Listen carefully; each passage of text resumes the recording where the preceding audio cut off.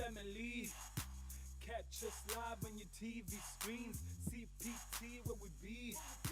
4 p.m. till 5 every week. Ekse, Ekse, Ekse, Ekse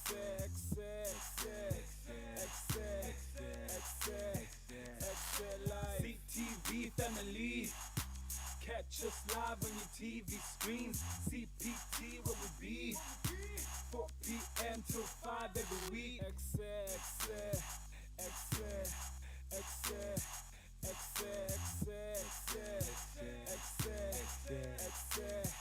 Ekse live. Yay! Happy! I'm very excited. I feel like this is one of the most important days in the South African history, where we're celebrating everything that has to do with women. To all the incredible women from different backgrounds and of course careers, we are saying Happy Women's Day. We love you so much. I hope you guys heard that. We were all shouting and excited at the beginning, but it is of course Women's Day, and that's what we're so excited about. We're going to be chatting about phenomenal women and 2 phenomenal women throughout today's episode. Definitely, you guys need to stick around, and please do tell us how you guys are celebrating Women's Day today. All you have to do is head out to our social media platforms. On Twitter, we are Ekse_live. Ekse_live. Also on Facebook, Ekse Live. Absolutely, man. Igama Musnalo Butfliki join us. Thank you so much for joining us in this beautiful Monday afternoon. We're celebrating everything that has to do with women. So we're profiling women across the country who are currently doing great things, and those who were at the forefront of the march that took place in 1956. I cannot wait to actually talk more about this day, and of course to let you know what really happened this day in history, guys. Yes, definitely. On top of that, we're also going to be interviewing Shadow Careers, some lovely people from Shadow Careers, so definitely stick around if you want to hear about that. And we're going to be chatting about some job openings at the end of the show. So in between all of the phenomenal talk about women, chatting to women, there's also some cool job things, so make sure that you stay tuned. I'm excited. Yes, definitely. Speaking of jobs and careers, we do have a gentleman all the way from Khayelitsha. He goes by the name Lerothehustler. So he'll be performing 2 performances for us today. Even though we're celebrating women, we acknowledge how much they exist on this day. So you guys do stick around for that one as well. And of course, all the way from Enyanga East to Songas and Bigacha is in the building. He works at the University of the Western Cape. And of course, he just recently authored a brand new book titled Inhlupeke Yaziwandim. He's going to tell us more about his love for Incwadi and of course about this brand new book that he recently published. I cannot wait to have that chat with him. I've read the book over the past weekend, so I just not can wait to talk more about some of the things, some of the characters that he has in the book. So be sure to hit us up on our social media platforms, and of course Paku WhatsApp 07465000202. Tell us what this day means to you and send us your voice note, and we're going to play them right here on the show. But right now, guys, I think it's about time we take a look at what happened this day in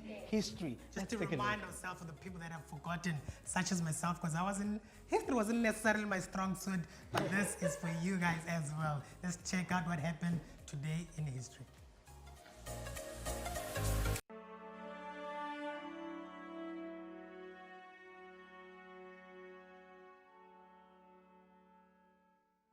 In 1952, the despised pass laws, which had long tormented African men, were extended to include African women.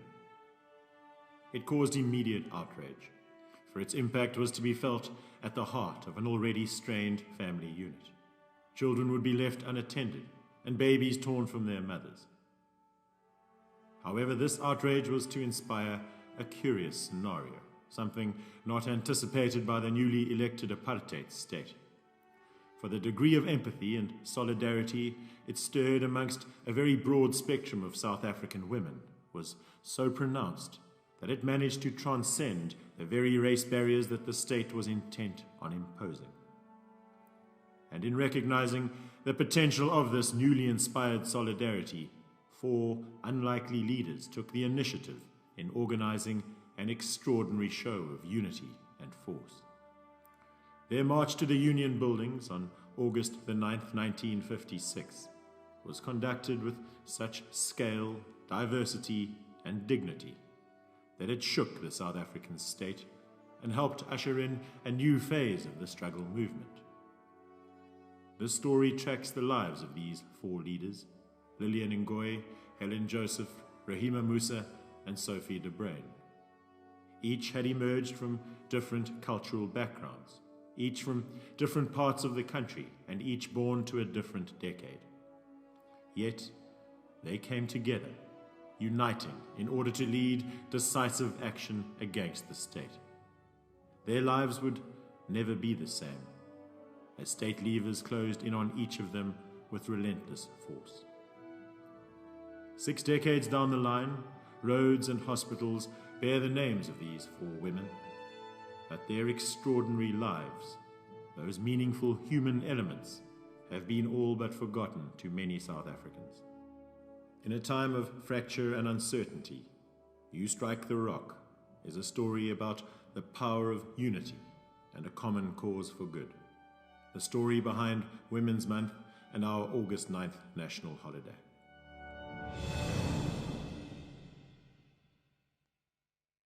Well, that is, of course, what took place on this day in 1956, the 9th of August, where women across the country, particularly in Joburg, marched all the way to Pretoria Union buildings. Around 20,000 women, black, white, Indian, and of course colored, were saying enough is enough. We're gonna take this into our hands, and of course go to Pretoria to say enough is enough about the abusive laws that the apartheid government had on the women in this country. It's so... Go for it, go for it. Yeah, I wanted to highlight the fact that this particular march was against the past laws, not necessarily everything else that had to do with the apartheid government, even though this march itself then made it possible for women to partake in more marches to fight against the apartheid government. You know, I think it's something really phenomenal to point out that this was during apartheid. So this is black women, Indian women, you know, we're mentioning that there were so many different races, and I'm sure there was a lot of tension, you know, like some uncomfort, especially knowing that a lot of people could get arrested for doing this, you know, with so many different races, but women just said enough is enough. And a reminder that a woman is important because she's a woman, not because she's somebody's daughter or mother or sister, but just because she is. And of course, something that was incredible is that other women were pregnant, other women were carrying their children, and they were saying, this is enough. There's so many abusive laws that were passed by the apartheid government that women were so uncomfortable with. As Lauren said, that so many women were actually from different backgrounds, man. They were not used to being together in the same space, and you could be arrested for that. So this was absolutely something huge and very important day in South Africa. So amazing, because they managed to gather over 100,000 signatures to present to the Union building, which is super amazing. But right now, we're going to listen to some important words. If you don't know the singer James Brown, he knew what he was talking about when he said it's a man's world, but it would be nothing without a woman or a girl. This is a man's world, but it would be nothing without a woman or a girl. They say if you strike the woman, you strike the rock.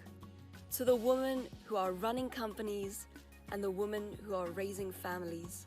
To the women who are doing both and everything in between.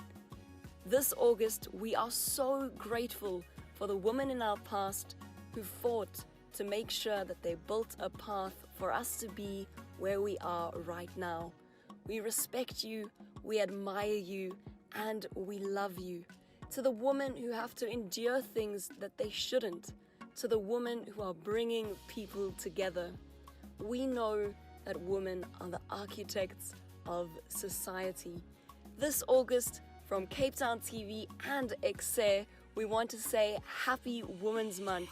We admire women so much and really want to show our appreciation. So make sure that you stay tuned Monday to Friday from 4 to 5 p.m. and that of course is throughout the month of August. Again, Happy Women's Month. Make sure you stay tuned.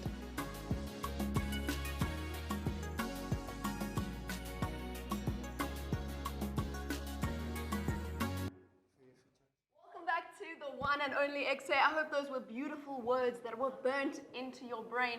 And as we promised, we're going to be chatting about phenomenal women throughout the show today.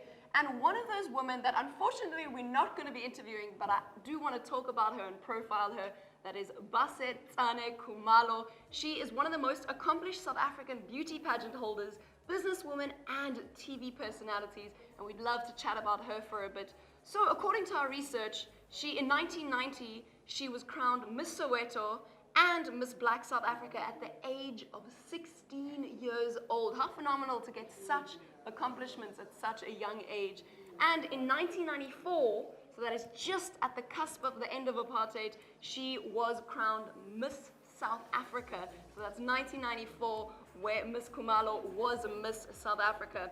And she's currently 47 years old. 1994 seems so long ago, but she's only 47 years old, and I'm sure she still looks as phenomenal as she did as the day that she entered the industry.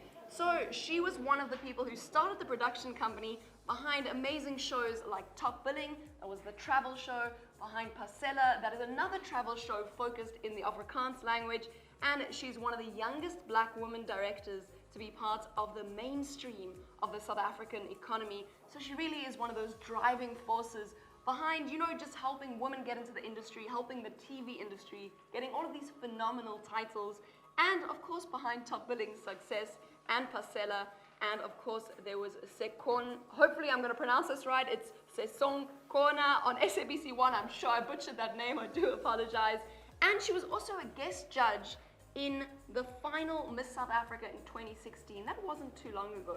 So from being crowned in 1994 and being a guest judge in 2016 is definitely a bit of a journey. But next up, we have Lerothehustler. He's going to be entertaining us. Are you feeling ready? Feeling good. So make sure that you stay tuned, don't go anywhere.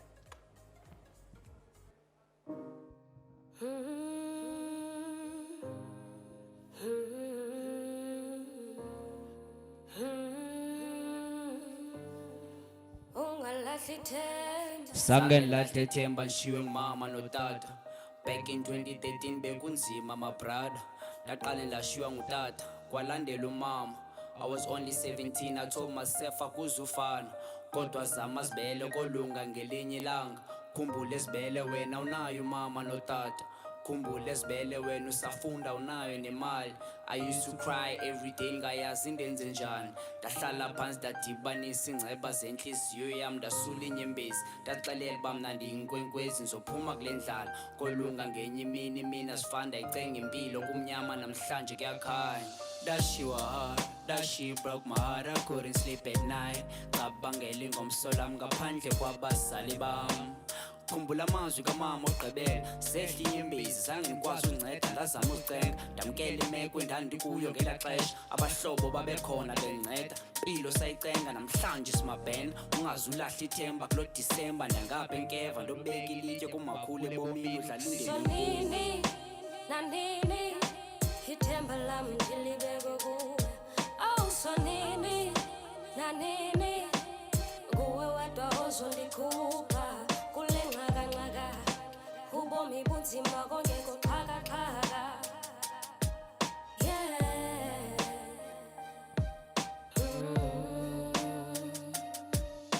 Bazali bami, singilosisa.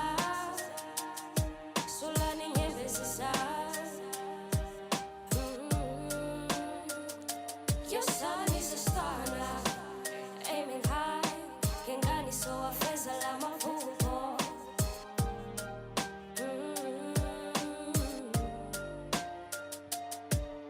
Shalala ni dam, kilosi zazi.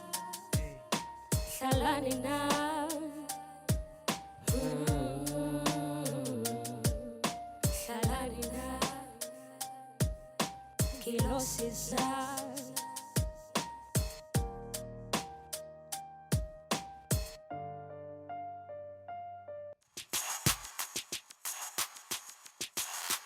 CTV family.